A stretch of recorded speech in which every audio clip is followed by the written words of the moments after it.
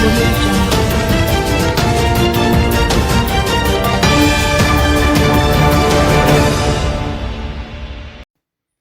need to panic.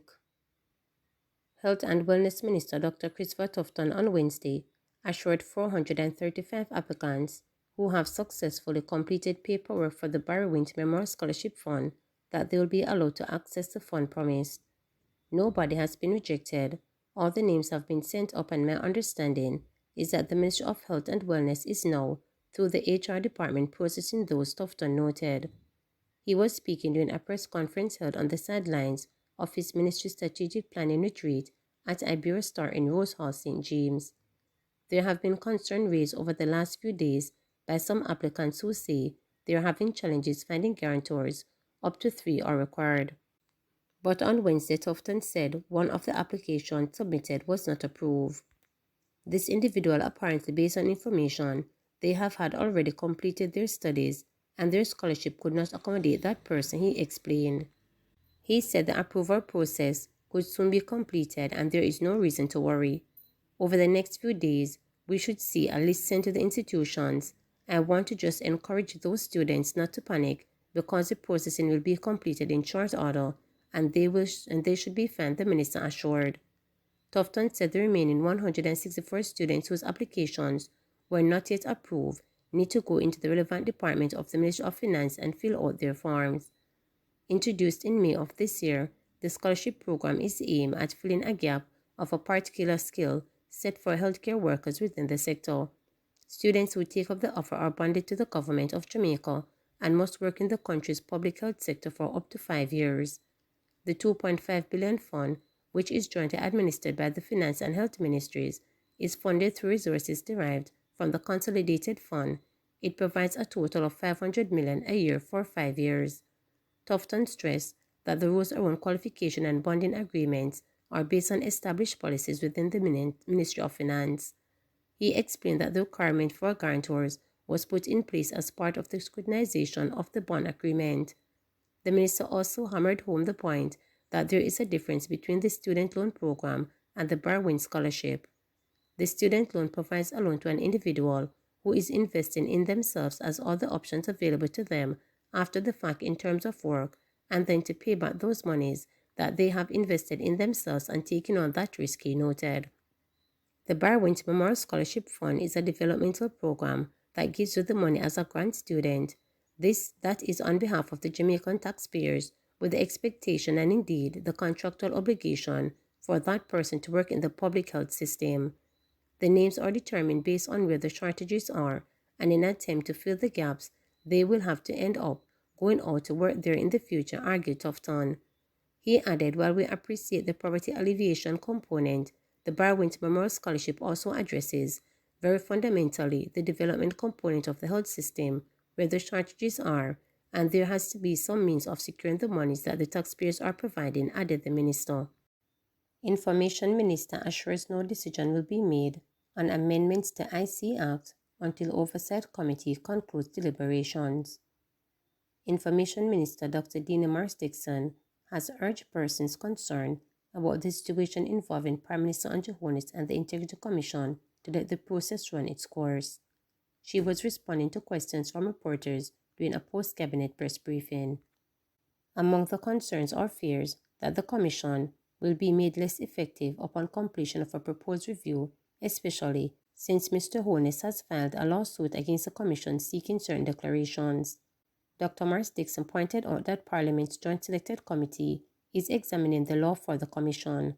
She said it is a committee that will make a recommendation for changes. That Joint Select Committee is meeting, and it is through that meeting that we are going to be able to get the recommendations in relation to changes. Many persons have sat before that Joint Select and given their opinions. In many instances, they are diverging opinions, and that's why we have a Joint Select Committee. We have a Joint Select Committee so that whenever we have legislation that is important to the people of Jamaica, we open it up for people to come and say, this is what my view is. This is how I think it should be amended. And so I would like us to let that process play out And in terms of the government, we believe that that is the right process through which we should review that legislation, and we will get some recommendations coming from it. And when those recommendations come, we can speak through what has been recommended by that Joint Select Committee. But right now, there is no articulated position of the government outside of we have a Joint Select Committee that is reviewing the legislation, and we are hearing the views of the public in relation to it. We want more. Opposition parliamentarian Michael Phillips says the $11.8 billion that government has set aside in the 2024-2025 estimates of expenditure to address the damage across various sectors caused by the passage of Hurricane Beryl earlier this year is woefully inadequate.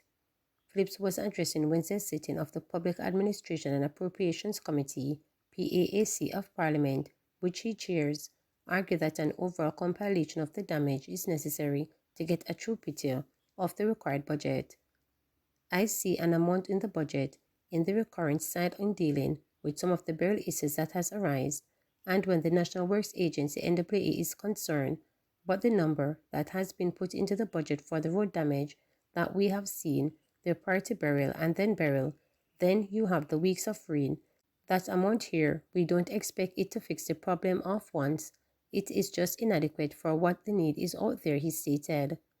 Phillips pointed out that the NWA had indicated that its estimate for the Hurricane Beryl damage to the road network is in the region of $40 billion, but yet still, we're only seeing $3 billion for the Relief Emergency Assistance, Community and Help REACH program, plus another $26 million for the road repair for the National Works Agency.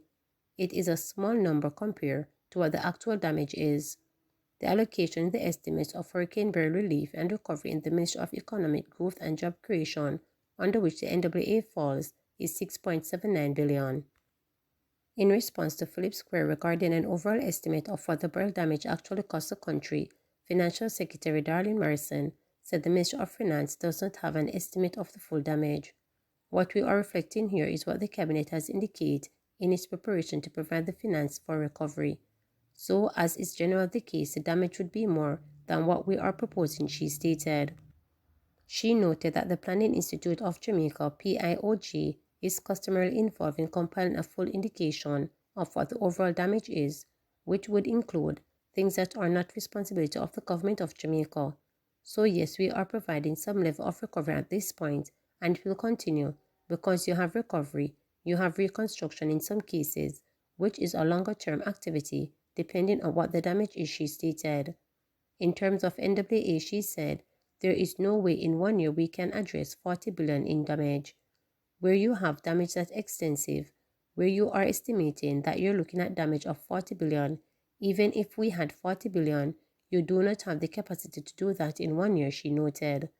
According to the supplementary estimates, which were tabled in the House of Representatives on Tuesday by Finance and Public Service Minister Dr. Nigel Clark, the funds have been allocated to provide additional provision to support Hurricane Beryl National Cleanup Program, Roads Recovery and General Cleanup, $1.35 billion, support the National Water Commission, NWC, due to operational and financial losses sustained for the passage of Hurricane Beryl, $1.54 billion, maintenance of the road infrastructure under the Relief Emergency Assistance, Community and Help REACH program, $3 billion for pre-post Hurricane Beryl cleanup, $900 million. The remainder of the Beryl allotment was split among the Ministries of Health and Wellness, Education and Youth, Labor and Social Security, Tourism, Agriculture, Fisheries and Mining, Office of the Prime Minister and the Forestry Department. In the meantime, PIOG told reporters on Wednesday that while there is a preliminary report that is awaiting other significant inputs, the reported damage for Hurricane Beryl for the infrastructure, social and productive sectors is $28 billion. Remember to subscribe, like, share, and click the notification bell for daily updates.